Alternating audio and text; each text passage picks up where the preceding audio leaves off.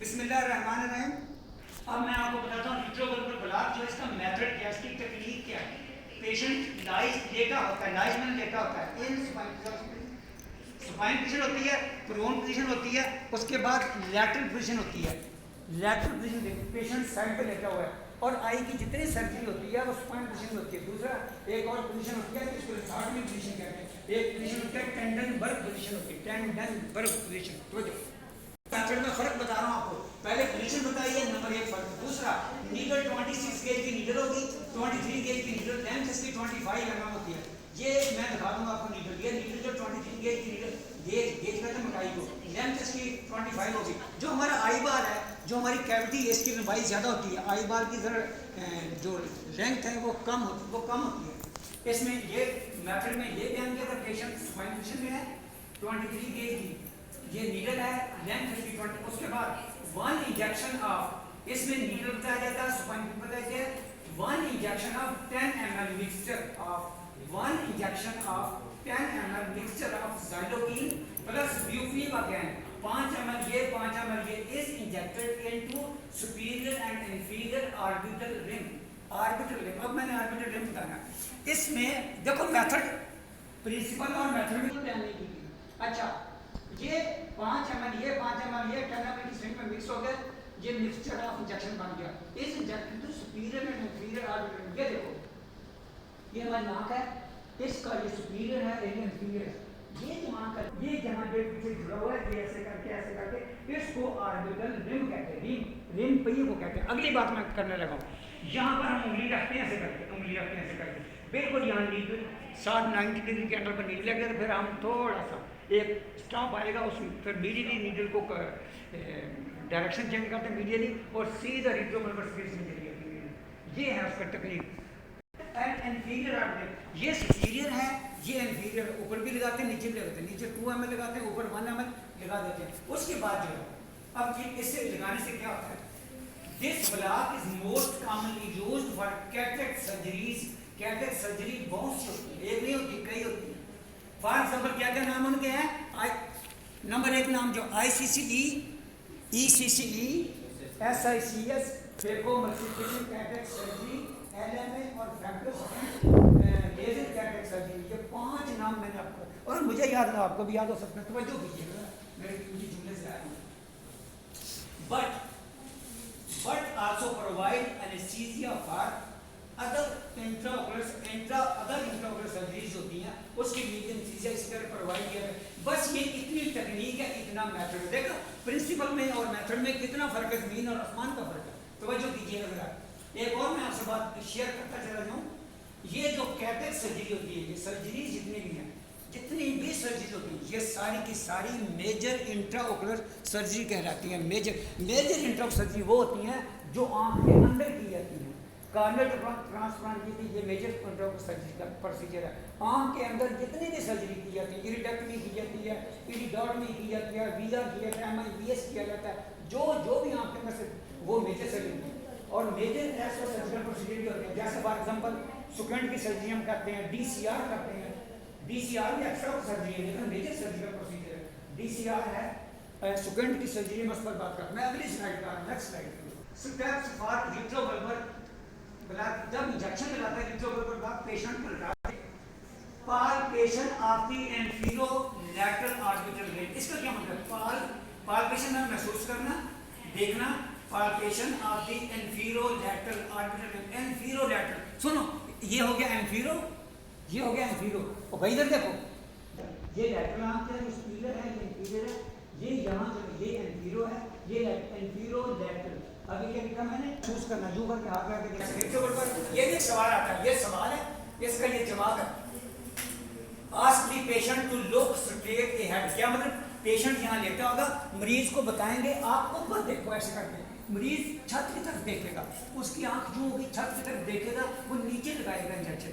जब मरीज हाँ वो देखता रहेगा, आई बाल मूव कर रहा है। दूसरा, जब उसने ऊपर लगाना कहेगा, मरीज को बोलेगा नीचे देखो, तो मरीज नीचे की तरफ देखेगा, फिर ऊपर लगाएगा इंजेक्शन। यही टेक्निक है ना तस्लीफा।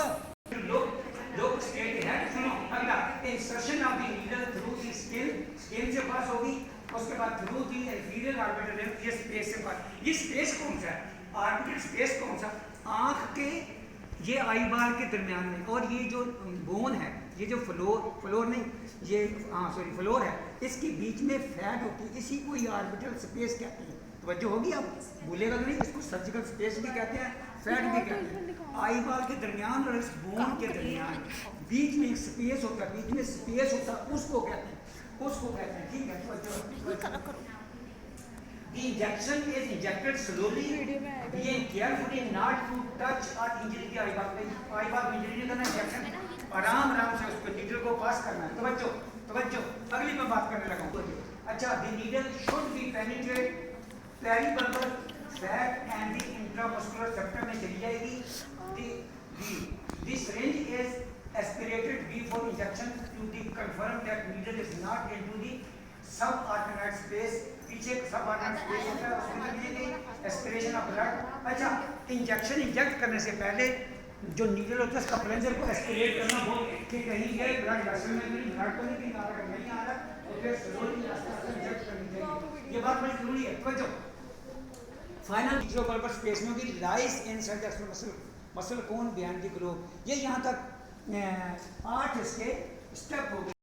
2 or 4 ml of the local anesthetic solution slowly and look for dilation of the pupil and dropping of the upper lid। इसके लगाने के बाद क्या होगा, उसकी आई बॉल मूव करना बंद कर देगा और उसके पीपल बिल्कुल डायरेक्टेड होंगे, और चाहे टॉर्च से आप देख लें, चेक कर लें, और दोनों लिड बिल्कुल मूव नहीं करेंगे, इसके पक्की बात है। उसके बाद close the eyelid gently, आराम से, cover with a pad, sterile pad, and immediately apply a firm gentle pressure for 5 to 10 minutes। This can be done manually or with a special balloon inflated to 30 mmHg। मेरी दूसरा पर दिया है, मैं इस बात करता हूँ। देखो, मेरी आँख पर इंजेक्शन लगा दी, मेरी क्या सर्जरी करी, राइट, इस पर इलाज, उसके बाद ऐसे लिड बंद कर देगा 5-10 मिनट के लिए, इसके ऊपर पैड रखेगा, रखने के बाद इसके ऊपर एक आई बाल रखेगा, इतना प्लास्टिक का आई बाल होता है, उस आई बाल का जो प्रेशर और वजन होता है वो 30 mmHg होता है वेट का, वो रखने पर उसके ऊपर मरीज का ऐसा खराब करता है। वो मैं नहीं है, मैं तो ठीक है यार, मेरा मेरी दोनों का सही बता रहे, मेरे दुश्मनों की मेरी क्यों, मेरी नहीं होगी इंशाल्लाह। फॉर एग्जांपल यहाँ पर हमने इंजेक्शन लगाया, यहाँ इंजेक्शन सुन करके इंजेक्शन लगा के, वो इंजेक्शन कैसे, ये जगह ऊपर है, यानी ये इंजेक्शन अभी अब्जॉर्ब नहीं, इस पर हम यूं करके मसाज करते हैं, मसाज करते हैं, ये इंजेक्शन अब्जॉर्ब हो जाता है और ये जगह सुन्न हो जाती है। ऐसे ही आंख की मसाज है, ऐसे ही आंख के लिए अब्जॉर्ब से क्या क्या कॉम्प्लिकेशन हो सकती है, इसको क्या कहते हैं, complications of retrobulbar block. Retrobulbar block की दौरान क्या कॉम्प्लिकेशन हो सकते हैं, सुन ले जरा मेरी बात। कॉम्प्लिकेशन को कहते हैं डिसएडवांटेजेस, क्या हो सकते हैं। Number 1, retrobulbar haemorrhage is the common complication which occurs due to the rupture of the retrobulbar vessel by needle। Needle के जरिए कोई retrobulbar blood vessel रप्चर होगी और वो खून आंख में फैल गया, इसको retrobulbar hemorrhage कहते हैं। It is due to the rupture of needle, needle के जरिए होगा। ये बहुत केयर करनी है। नंबर 1, उस अगर किसी का हो जाए, आंख में खून फैल जाए, तो ये ऑपरेशन पोस्टपोन हो जाता है, पक्का। क्या होता है, ये ऑपरेशन पक्का पोस्टपोन हो जाता है। समझो, दूसरी बात, एक होगी कॉम्प्लिकेशन, दूसरी इंजेक्शन लगाते हो, परफोरेशन ऑफ ग्लोब। परफोरेशन की जगह पिक्चर ऑफ ग्लोब भी लिख सकते हैं।